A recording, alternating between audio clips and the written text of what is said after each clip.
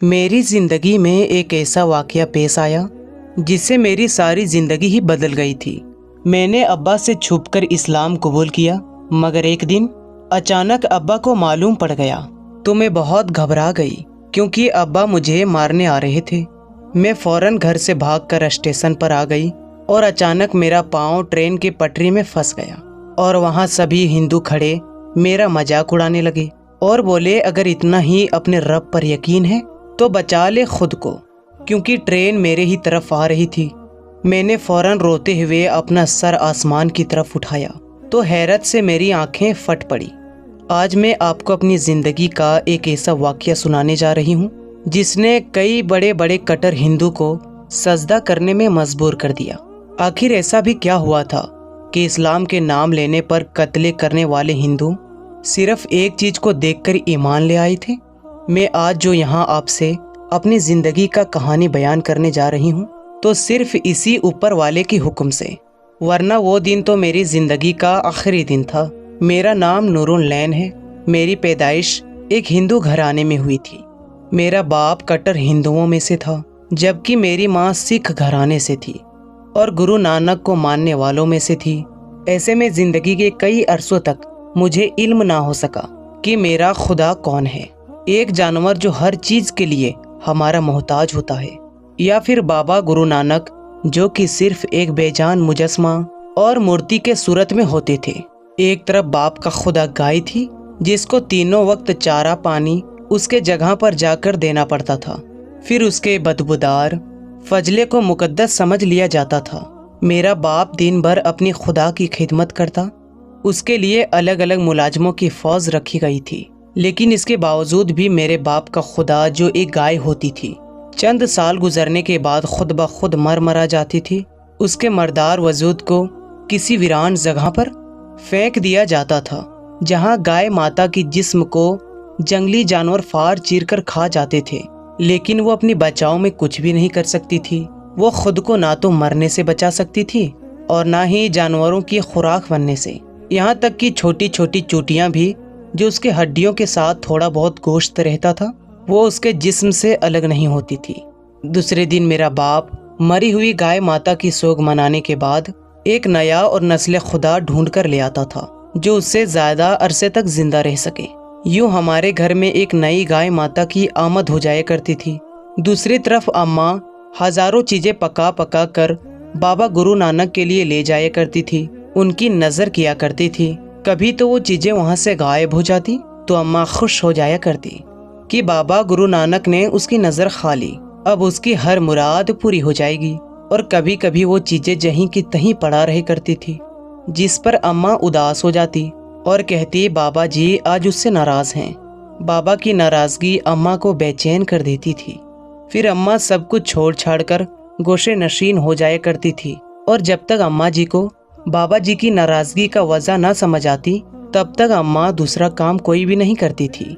इस सब के दौरान मैं उलझ कर रह जाया करती थी। मुझे इन खुदाओं की कुछ समझ ना आती थी।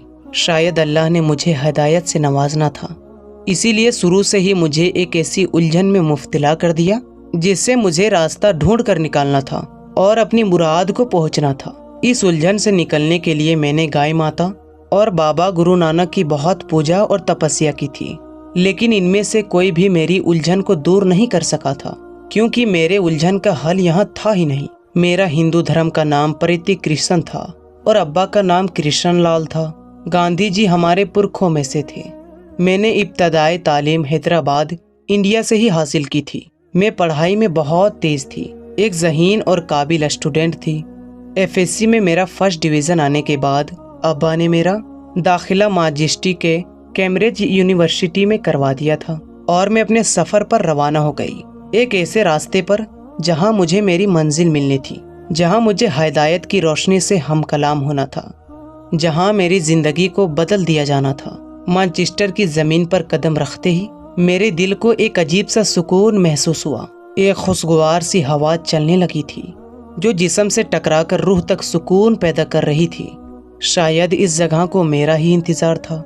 मेरा जिस मजलूम में दाखिला हुआ था वहाँ की सीटें मेरे आने से पहले ही मुकम्मल हो चुकी थी। ऐसा ही अल्लाह को मंजूर था। मुझे कहा गया کہ کچھ مہینے کے لیے دوسرے مضمون کی جماعت پر بیٹھ جایا جائے۔ 3 مہینے بعد ایک ٹیسٹ لیا جانا تھا جس میں سے اسٹوڈنٹ کی چھانٹیں کی جانی تھی اور مارکس کے لحاظ سے سیٹیں دی جانی تھی۔ خیر مجھے جو سیٹ ملی میری بینچ میں ایک مسلمان تھی جس کا تعلق پاکستان سے تھا۔ اس کا نام زویریہ تھا۔ اس نے میری طرف بات چیت کرنے کے لیے ہاتھ بڑھایا تھا مگر مجھے اس سے بات کرنے میں کوئی دلچسپی نہ تھی۔ میں ویسے بھی کسی سے زیادہ ملنا جھلنا پسند نہیں کرتی تھی، اس لیے میں نے اس کو کوئی خاص گرم جوشی نہیں دکھائی تھی۔ وہیں پاس کی ہاسٹل میں میری ساتھ تھی۔ یوں تو میں اپنا کمرہ بھی الگ رکھنا چاہتی تھی لیکن ہاسٹل امتحانیہ کا کہنا تھا کہ مجھے کم سے کم ایک لڑکی کو اپنے ساتھ ایڈجسٹ کرنا ہی پڑے گا۔ میں مجبوراً اس چیز کے لیے تیار ہو گئی تھی۔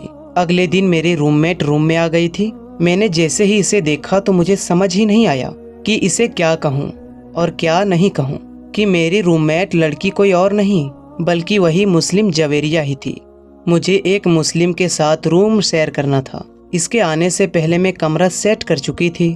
بیڈ کے بالکل سامنے میں نے ایک بابا گرو نانک کی مورتی رکھی تھی جو میرے ماں نے مجھے آتے وقت ہاتھ میں پکڑائی تھی، اور دوسری طرف نئی گائے ماتا کی تصویر تھی جسے ہمارے گھر آئے مشکل سے 1 ہفتہ ہی ہوا تھا۔ ابا کا کہنا تھا کہ گائے ماتا کا آشیرواد ہی تھا جو میری فرسٹ ڈویژن آئی ہے۔ خیر ان دونوں کے علاوہ میں اپنے دھرم کی اپنے ساتھ کوئی بھی چیز نہ لائی تھی۔ مسلم لڑکی مسکرا کر کمرے میں داخل ہوئی تھی۔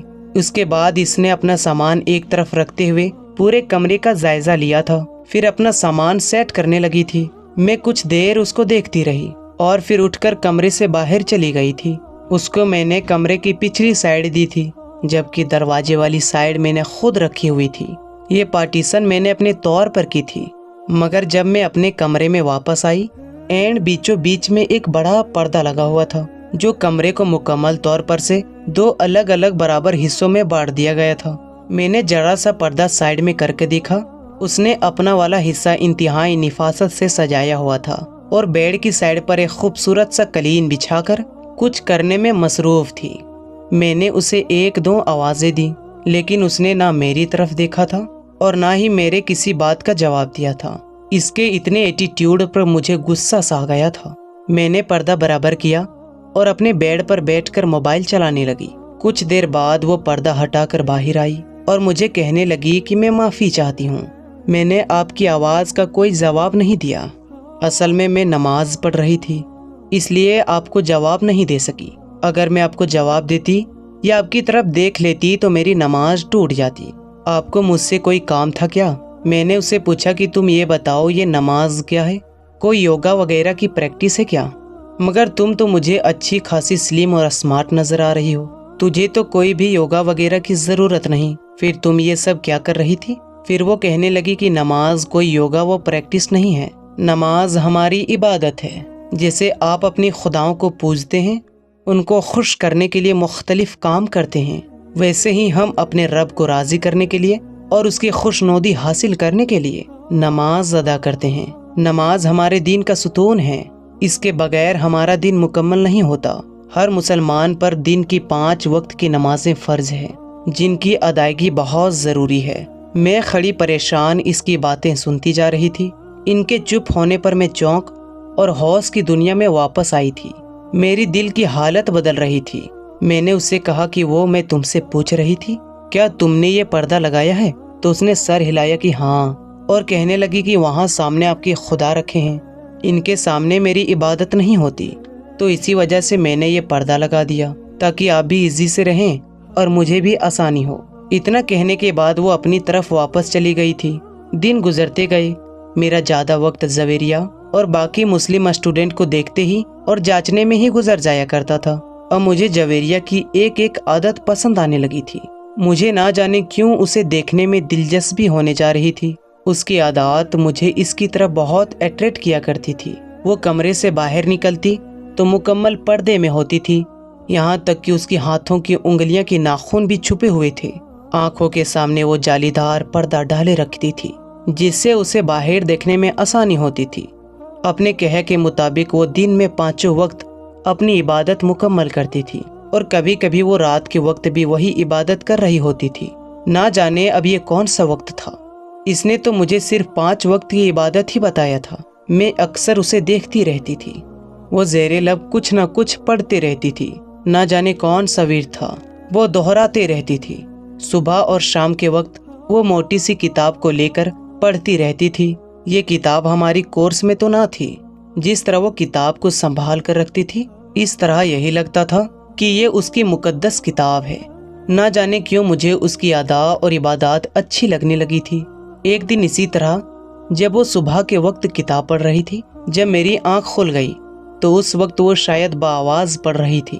تبھی اس کی آواز میری کانوں تک پہنچ رہی تھی۔ جو میری آنکھ کھل گئی تھی، میں نے پردہ ہٹا کر اسے دیکھا اور وہ اپنی جگہ سے چلتی ہوئی اس کے بیڈ پر آ کر بیٹھ گئی تھی۔ اس نے تھوڑی دیر کے بعد وہ کتاب بند کر کے چوم کر کپڑے میں لپیٹ کر رکھی تھی اور مجھے دیکھ کر کہنے لگی کہ کیا ہوا، سب خیریت تو ہے نا؟ میں نے کہا نہیں، وہ جو بھی کچھ تم پڑھ رہی تھی نا، وہ سن کر میں یہاں آ گئی تھی۔ مجھے اچھا لگ رہا تھا وہ سب سننا۔ کیا تم اسے میرے لیے دوبارہ پڑھ سکتی ہو؟ مجھے سکون محسوس ہو رہا ہے۔ میری بات سننے کے بعد وہ کہنے لگی کہ وہ کوئی عام کتاب نہیں ہے، بلکہ ہم مسلمانوں کی مقدس اور آخری کتاب قرآن مجید ہے، جو ہماری رب تعالیٰ کی طرف سے ہماری ہدایت کے لیے نازل کیا ہے۔ یہ آسمانی کتاب ہے جس کے پڑھنے اور سننے کے کچھ آداب ہوتے ہیں۔ اس آداب کو مد نظر رکھنا اس کے لیے بہت ضروری ہے۔ سب سے پہلے اسے چھونے کے لیے پاک اور باوضو ہونا بہت ضروری ہے۔ یہ پاک کتاب ہے اور اللہ تعالیٰ فرماتا ہے کہ اسے وہی چھوتے ہیں جو پاک ہیں۔ میں انتہائی دلچسپی سے اسے سن رہی تھی۔ اس کی باتیں میرے دل پر اثر کر رہی تھی۔ میں نے اسے پوچھا کہ یہ وضو کیا ہوتا ہے، تو وہ کہنے لگی وضو کا مطلب پاکی حاصل کرنا ہوتا ہے۔ اس کے کچھ فرائض اور کچھ سنتیں ہیں جن کو ادا کرنے کے بعد وضو پورا ہوتا ہے۔ میں نہ جانے کیوں اس سے سوال پر سوال کیے جا رہی تھی، جن کے جوابات وہ مجھے انتہائی محبت اور تحمل مزاج سے دے رہی تھی۔ اس کے بعد میں نے انٹرنیٹ سے اسلام کے بارے میں معلومات حاصل کرنا شروع کر دی تھی۔ جو مجھے اسلام کے مطابق آگاہی ملتی جا رہی تھی، ویسے ویسے میری بے چینی بڑھتے جا رہی تھی۔ میں ایک ہی مرتبہ سب کچھ جان لینا چاہتی تھی، مگر اتنی جلدی سب کچھ ممکن نہیں تھا۔ ابھی میں اسلام کے مطابق کچھ معلومات ہی حاصل کر پائی تھی۔ میرا اسلام کو جاننے کا سفر ابھی جاری تھا کہ ایک دن مجھے خبر ملی کہ میری ماں شدید بیمار ہو چکی تھی۔ ڈاکٹروں نے اسے جواب دے دیا تھا۔ میں یہ خبر سن کر بہت پریشان ہوئی تھی۔ جویریہ نے مجھ سے میری پریشانی کی وجہ پوچھی تھی، تو میں نے اسے بتا دیا۔ تو اس نے مجھے کہا کہ وہ میری ماں کے لیے دعا کرے گی کہ میری اماں کی تکلیف کم ہو جائے، باقی زندگی اور موت تو اللہ کے ہاتھ میں ہے۔ پھر اس نے میرے سامنے میرے ماں کے لیے دعا کی تھی۔ میری تلاش ابھی تک جاری تھی۔ 1 سال سے زیادہ ہو گیا تھا مجھے مانچسٹر میں آئے ہوئے، 1 سال کے قریب تھا۔ اب تک میری معلومات میں حد درجہ اضافہ ہو گیا تھا۔ اسلامک معلومات حاصل کرنے کے بعد، اپنی زندگی پر نظر ثانی کرنے کے بعد میرے رونگٹے کھڑے ہو گئے تھے۔ میں ایک مرتبہ لرز کر رہ گئی تھی۔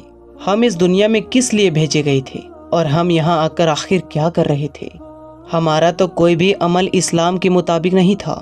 ہم نے تو نہ جانے کتنے کتنے خدا بنائے ہوئے تھے، جبکہ خدا تو صرف ایک ہی تھا، جو نہ دکھائی دیتا اور نہ سنائی دیتا تھا۔ وہ ظاہر میں بھی تھا اور باطن میں تھا، جو بنا کہے دلوں کا حال جان لیا کرتا تھا۔ اس کو کچھ کہنے یا بتانے کی ضرورت نہیں پڑتی تھی۔ بے شک یہ ہمارا اصلی خدا تھا اور باقی سب رانگ نمبر تھے۔ اسی دن مجھے پی کے فلم کی سمجھ بھی آئی تھی کہ اس میں رانگ نمبر کو کیوں اور کس لیے دکھایا گیا تھا۔ ہماری آنکھوں میں واقعی جہالیت کی پٹی باندھی ہوئی تھی اور دلوں پر مہریں لگ چکی تھی، لیکن وہ اللہ ہے جو کرم کرنے والا ہے۔ اس نے مجھ پر کرم کیا تھا جو ہدایت سے نوازا تھا۔ میں نے جویریہ سے اپنے دل کی بات کر لی تھی۔ میں نے اس سے کہا کہ میں اسلام میں داخل ہونا چاہتی ہوں۔ اس نے حیرت سے میری طرف دیکھا تھا۔ اسے لگ رہا تھا کہ جیسے میں نے یہ بات مذاقاً کہی ہے۔ اس نے مجھے کہا کہ اچھی طرح سوچ لو ایک مرتبہ، تم اس میں داخل ہو گئی تو اس سے مکرنا ٹھیک نہیں ہوگا۔ جو تم کہہ رہی ہو وہ مذاق میں بھی بات کرنے والا نہیں ہے۔ میں اس کی جذبات سمجھ سکتی تھی۔ کوئی بھی میری طرح ہندو جات کا شخص اس طرح اچانک اٹھ کر اسلام کا قبول کرنے کا کہہ دے گا تو سب کو مذاق ہی لگے گا۔ کون یقین کرے گا کہ اس معاملے میں بالکل سیریس ہوں۔ یہی حالت جویریہ کی تھی۔ اس کو بھی میری حالت مذاق ہی لگ رہی تھی۔ میں نے اسے یقین دلایا کہ میں واقعی میں سنجیدہ ہوں اور کوئی مذاق نہیں کر رہی ہوں۔ اسے بہت خوشی ہوئی تھی اور اس کے چہرے پر ایک الگ سی چمک آ گئی تھی۔ اس نے پہلے مجھے وضو کرایا اور پھر کلمہ پڑھوایا، جسے پڑھنے کے بعد میں دائرہ اسلام پر داخل ہو گئی تھی۔ اس نے میرا اسلامک نام نور العین رکھا تھا اور مجھے گلے لگا کر مبارکباد دی تھی۔ اس نے مجھے اسلام کی بنیادی عبادات اور بنیادی باتیں سکھائی اور مجھے کہا کہ تم کوشش کرنا اب تمہارا کوئی بھی عمل اسلام کی تعلیمات کے خلاف نہ ہو، اس وقت تم مجھ سے زیادہ پاکیزہ ہو۔ دائرہ اسلام میں داخل ہونے کے بعد تمہاری زندگی کی ساری گناہ معاف ہو چکے ہیں، تم بالکل پاک اور صاف ہو۔ اس کے بعد اس نے مجھے نماز پڑھانا سکھائی تھی۔ جو ہی میں نے سجدے میں سر رکھا، اسی لمحے مجھے ایسا لگا جیسے میری ساری بے چینی ختم ہو گئی ہو۔ میری بے چین روح کو قرار مل گیا تھا۔ میری تلاش مکمل ہو چکی تھی۔ میں جس منزل کی تلاش میں بھٹکتی پھر رہی تھی، مجھے وہ منزل حاصل ہو چکی تھی۔ اسلام میں داخل ہو کر مجھے میری بے مقصد زندگی کا مقصد مل گیا تھا۔ نماز کے ساتھ ساتھ میں نے جویریہ سے قرآن پڑھنا شروع کر دیا۔ مجھے طلب زیادہ تھی، اس لیے میں جلدی سیکھ رہی تھی۔ کچھ ہی عرصے میں نے عربی زبان پر عبور حاصل کر لیا تھا۔ وقت گزرتا گیا، مجھے اسلام میں آئے 3 سال ہو چکے تھے اور آج کل ابا ہر روز مجھے کال کر کے گھر بلا رہے تھے۔ مجھے بھی گھر کر بہت یاد آ رہی تھی، لیکن میں اب وہاں نہیں جانا چاہتی تھی، کیونکہ میں جانتی تھی کہ اگر میں وہاں گئی تو مجھے وہاں ساری ہندو رسم کرنی پڑے گی، جو کہ اب میں کسی صورت میں نہیں کر سکتی تھی، اور اگر ابا کو علم ہو گیا تو ابا تو مجھے جان سے ہی مار ڈالیں گے۔ میں بہت پریشان تھی۔ میں نے اپنی پریشانی جویریہ سے بیان کی تو جویریہ نے کہا کہ اگر کسی وجہ سے جھوٹ بولنا پڑ جائے تو وہ جھوٹ نہیں ہوتا، وہ تمہارے والدین ہیں، اگر وہ تمہیں بلا رہے ہیں تو تمہیں وہاں جانا چاہیے، بس تم انہیں یہ نہ بتانا کہ تم اپنا مذہب بدل چکی ہو۔ میں نے اس سے کہا کہ میں کیسے چھپاؤں گی یہ بات، تم جانتی ہو کہ میرا رہن سہن، بول چال، لباس سب کچھ بدل چکا ہے، ایسے میں کیسے چھپا سکتی ہوں کہ میں مسلمان ہوں؟ انہیں تو مجھے دیکھتے ہی ساتھ ہی معلوم ہو جائے گا اور اس کے ساتھ ہی مجھے قتل کر دیں گے۔ تم نہیں جانتی کہ ابا مسلمانوں کے کتنے خلاف ہیں۔ مجھے کچھ سمجھ نہیں آ رہی کہ میں کیا کروں اور کیا نہیں۔ میں تھک ہار کر سر پکڑ کر بیٹھ گئی تھی، نہ جانے کیا ہونے والا تھا۔ جویریہ میرے پاس بیٹھی اور مجھے کہنے لگی کہ تم خود کو بے پردہ نہ ہونے دینا، باقی لباس کوئی بھی پہن لو، ویسے بھی سردیوں کا موسم ہے، تم نیچے کچھ بھی پہن کر اوپر لانگ کوٹ پہن لینا، سارا مسئلہ ہی ختم۔ ایک دم جویریہ کا شکر ادا کرتے ہی اس کے گلے سے لگی تھی۔ وہ بہت ہی اچھی تھی، اس نے چٹکیوں میں ہی میرا مسئلہ حل کر دیا تھا۔ رہی صحیح پریشانی کو انہوں نے دور کر دی تھی۔ میں نے ایک بڑی سی ہیٹ لے لی تھی جس کو میں سر ڈھانپنے کے لیے استعمال کیا کرتی تھی، اور کرونا کی بچاؤ کے لیے منہ پر ماسک لگایا کرتی تھی، جس سے میرا پردہ برقرار رہا تھا۔ میں نے اللہ پاک کا لاکھ لاکھ شکر ادا کیا تھا۔ وہ اپنے بندے کو مایوس نہیں ہونے دیتا، وہ وہاں سے راستہ نکالتا ہے جہاں کسی کے وہم بھی نہ ہوتا کہ یہاں سے بھی پریشانی کا حل نکل سکتا ہے۔ اس نے ہر مشکل کے ساتھ آسانی رکھی ہوئی ہے۔ میں نے اپنا سامان پیک کیا اور کچھ شاپنگ کی، اور میں نے جویریہ سے ڈھیر دعائیں لے کر انڈیا کے لیے رخصت ہو چکی تھی۔ ایئرپورٹ سے گھر جاتے ہوئے میری ٹانگیں کانپنے لگی تھی۔ یہ زندگی میں پہلی مرتبہ تھا جب میں اس قدر کنفیوز ہوئی تھی۔ میری جیسی بولڈ اور کانفیڈنس لڑکی آج اپنے گھر جاتے ہوئے گھبرا رہی تھی۔ یوں جب گھر قریب آتا جا رہا تھا، ویسے ویسے میری گھبراہٹ میں اضافہ ہوتا جا رہا تھا۔ میرا سانس پھول رہا تھا اور دل کی دھڑکنیں تیز ہو رہی تھی، مگر ایک اطمینان بھی تھا کہ اب میں حق پر تھی۔ میری حفاظت اب اس مالک کے سپرد تھی۔ یہی سوچ کر خود کو ریلیکس کرتی اور میں نے گھر کے دروازے پر دستک دی تھی۔ ملازم نے دروازہ کھولا۔ اس سے پہلے میں اندر داخل ہوتی، میری دادی پلیٹ میں آرتی کا سامان لے کر آ گئی تھی۔ پہلے مجھے انہوں نے ناریل دیا تھا، ناریل کے بعد میری تلک کی رسم ہوئی اور پھر میری آرتی کی گئی تھی، جو میں نے انتہائی مشکل سے ادھر ادھر کی تھی۔ اگلا لمحہ پرساد کا تھا۔ میں نے پرساد تو لے لیا تھا، مگر میرے علم میں یہ نہیں تھا کہ اس کو کھانا جائز ہے یا نہیں، اس لیے میں نے وہ پرساد چپکے سے کوٹ کے جیب میں ڈال لیا تھا۔ میری ماں بہت زیادہ بیمار تھی، اس کی حالت ٹھیک نہیں تھی، سوکھ سوکھ کر وہ کاٹا ہو گئی تھی اور کینسر کی تکلیف اسے اذیت میں مبتلا کیا کرتی تھی۔ بہت جگہوں سے علاج کروایا تھا، مگر کہیں سے پرابلم کا سالو نہیں ہو رہا تھا۔ اماں کے بستر کے قریب گنگا جل اور نہ جانے کس کس چیز کا ڈھیر لگا ہوا تھا۔ میں نے سب سے پہلے اماں کا کمرہ صاف کیا تھا اور اس کے کمرے سے ساری فالتو چیزیں ہٹا دی تھی۔ مجھے یہاں رہتے ہوئے جو سب سے بڑی مشکل پیش آ رہی تھی وہ میری عبادت کی تھی۔ میں یہاں کتنی کوشش کے باوجود 5 وقت کی نماز نہیں پڑھ سکتی تھی۔ ہر وقت کوئی نہ کوئی سر پر سوار رہتا تھا، جس کی وجہ سے میری نمازیں قضا ہو جاتی تھی۔ میں رات کے پچھلے پہر دن بھر کی نمازیں ادا کرتی تھی اور کچھ نہ کچھ پڑھ کر اماں کے اوپر دم کر دیا کرتی تھی، جس کے بعد اماں چلو کچھ دیر کے لیے ہی صحیح سکون کی نیند سو جایا کرتی تھی، ورنہ تو تکلیف کی شدت اتنی تھی کہ وہ پوری رات لاٹھی کے سہارے کمرے میں چکر کاٹتی رہتی تھی۔ تکلیف نہ اسے لیٹنے دیتی تھی اور نہ ہی بیٹھنے۔ ایک دن یوں ہی میں نے اماں کے پاس بیٹھ کر اماں کو دم کیا۔ اماں کو کافی دیر تک کمرے میں چکر کاٹ کر اب بیڈ پر لیٹی تھی۔ رات کے 2 سے اوپر کا وقت ہو چکا تھا۔ عموماً تو اماں 1 بجے تک سو جایا کرتی تھی، لیکن آج ابھی تک جاگ رہی تھی۔ دم کرنے کے بعد میں اماں کی سونے کا انتظار کرنے لگی تاکہ اماں سوئے اور پھر میں نماز ادا کر سکوں۔ کچھ دیر بعد ہی اماں کی آنکھ لگ گئی تھی۔ میں نے اماں کو سویا ہوا دیکھا تو فوراً اٹھ کر وضو کر کے آئی اور نماز پڑھنے لگی تھی۔ اس بات سے انجان کی اماں میری ساری حرکات دیکھ رہی تھی اور اس وقت کچھ نہ بولی، لیکن جب اگلی دوپہر کو میں جاگی تو گھر میں وبیلا مچا ہوا تھا۔ اماں نے سب کو میرے بارے میں بتا دیا تھا کہ میں مذہب تبدیل کر چکی ہوں۔ ابا انتہائی غصے میں تھے۔ ان کا پارا 7ویں آسمان پر جا پہنچا تھا۔ انہیں یقین ہی نہیں آ رہا تھا کہ ان کی لاڈلی یہ کام کر چکی ہے، اس لیے وہ مجھ سے پوچھنے کے لیے میرے پاس آئے تھے اور مجھ سے سوال کیا تھا۔ میں نے سر جھکا لیا تھا۔ سچ سب کے سامنے آ چکا تھا، اب جھوٹ بولنے کا کوئی فائدہ نہ تھا۔ میں نے ابا کے سامنے ہاں کر دیا۔ ابا نے مجھے ایک ساتھ کئی تھپڑ مارے، مگر مجھے دکھ نہ ہوا تھا۔ ابا بندوق لینے کے لیے جیسے ہی کمرے میں گئے، میں گھر سے نکل کر بھاگ کھڑی ہوئی، کیونکہ ابا مجھے جان سے مار دینا چاہتے تھے۔ میں بھاگتے اسٹیشن پر آ گئی تھی، کیونکہ ریل کا چلنے کا وقت ہونے والا تھا۔ میرا ارادہ یہی تھا کہ جلد سے جلد ٹرین میں سوار ہو کر فل وقت کے لیے ابا کی نظروں سے دور ہو جاؤں گی۔ میں 2 ہی قدم چلی تھی کہ اچانک میرا پاؤں ٹرین کی پٹری میں پھنس گیا۔ ابا اور وہاں سارے کھڑے ہندو مجھے دیکھ کر ہنسنے لگے۔ ابا نے کہا کہ اپنے رب سے کہو کہ آ کر تجھے بچائے، کیونکہ ٹرین تو آنے والی ہے، وہ تمہیں کچل کر نکل جائے گی۔ میں نے بے سختہ آسمان کی طرف دیکھا تھا۔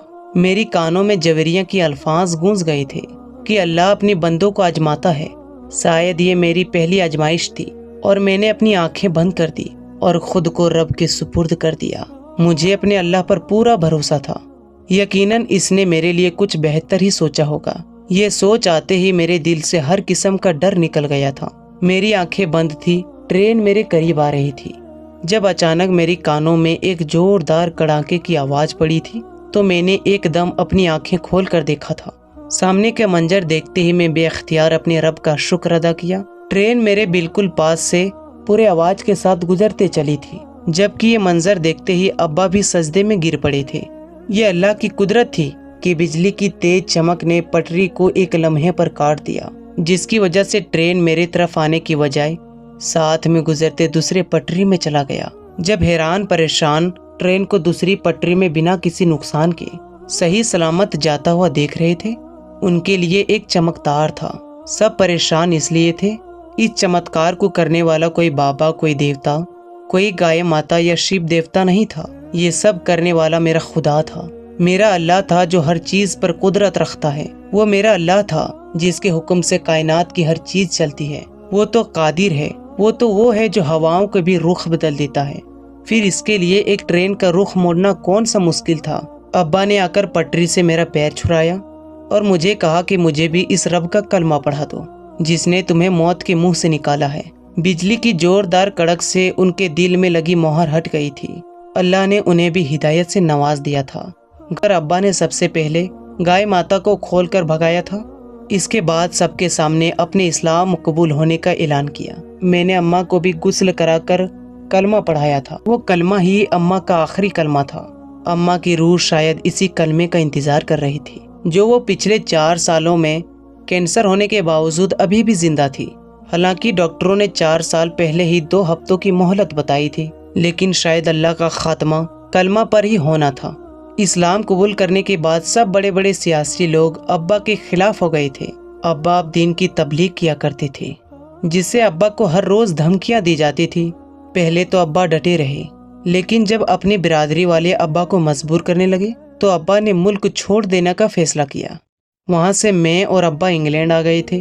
अब्बा ने यहाँ आकर अपना कारोबार शुरू कर दिया था, जबकि मैं मैनचेस्टर आ गई थी क्योंकि अभी मेरा 1 साल बाकी था। तो दोस्तों, इस वीडियो को लाइक करें और हमारे चैनल को ज़रूर सब्सक्राइब करें।